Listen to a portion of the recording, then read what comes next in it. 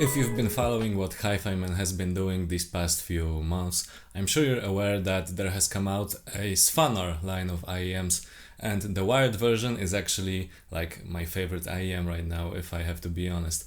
And recently, a true wireless version came out as well. Here it is. Is the true wireless version any similar to the wired version? How does it fare out against other IEMs?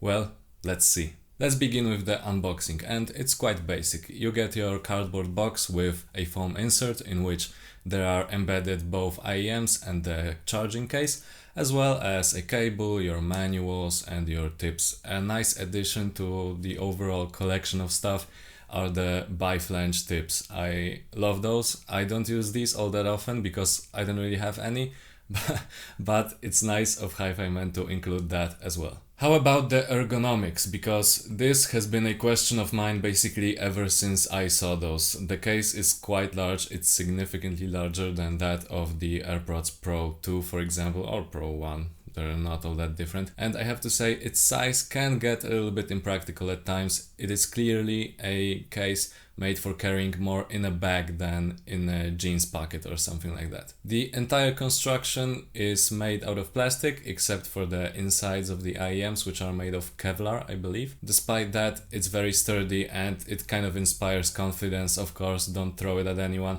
even though it fits kind of nice in the hand. The whole set kind of looks like something taken from a science fiction movie, and I have to say the box kind of reminds me of the Darth Vader's chambers from Star Wars. If you remember those, I'm sure you'll know what I'm talking about, but yeah, just a digression. Let's take a look inside, and here we have the IEMs themselves.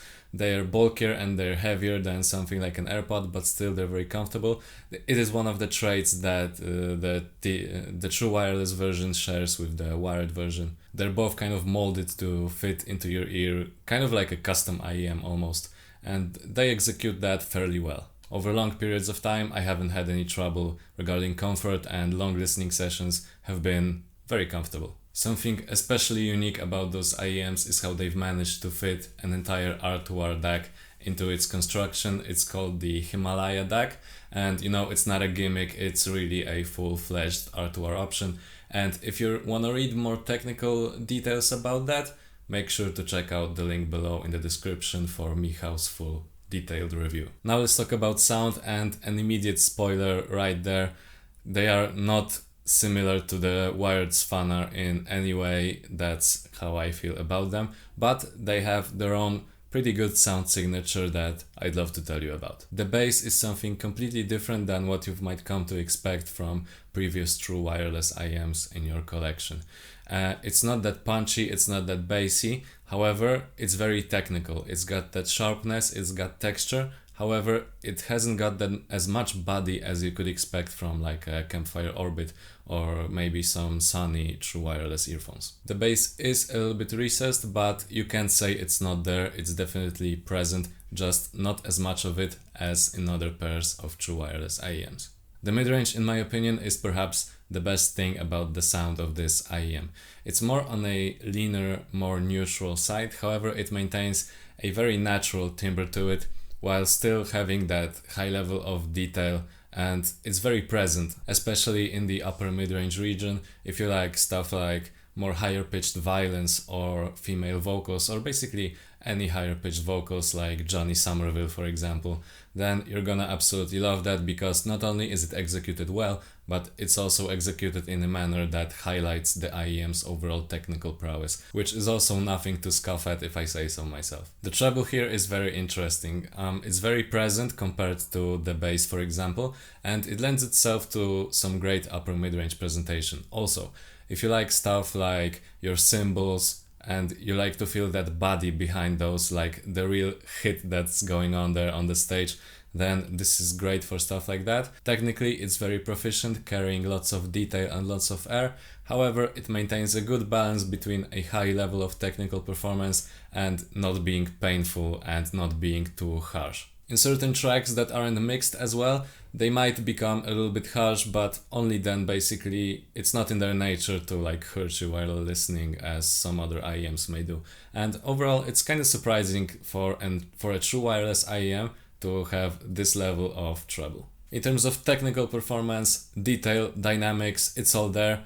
And how about the soundstage? It's wide, but it's not too deep. It has no problems extending left and right. However, if you're looking for some extra depth, unfortunately, you're not really going to find it there. However, you don't have to worry about your true wireless sounding congested or claustrophobic.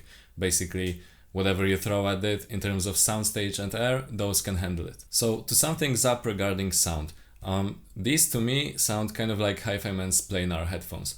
They kind of remind me of the Sundara, which also had a very technical bass, but a little bit on the leaner side, a great mid-range and a very present treble with a good soundstage overall. And this is quite similar. I kind of reminded myself of the times when I had the Sundara. Well, it was like one of my first good headphones that I've ever owned. And both the sound and the overall presentation of this product make it very unique on the true wireless market. You may get used to something like, a bassy, meaty sound signature, but here we have something that's more analytical, a little bit leaner, more airy, but it's executed very well. There's no boredom, there's lots of dynamics and engagement to go behind it. Overall, I'm quite happy with those. The wired Svanar set the bar really, really high. If you've seen the review, you know that I absolutely loved those.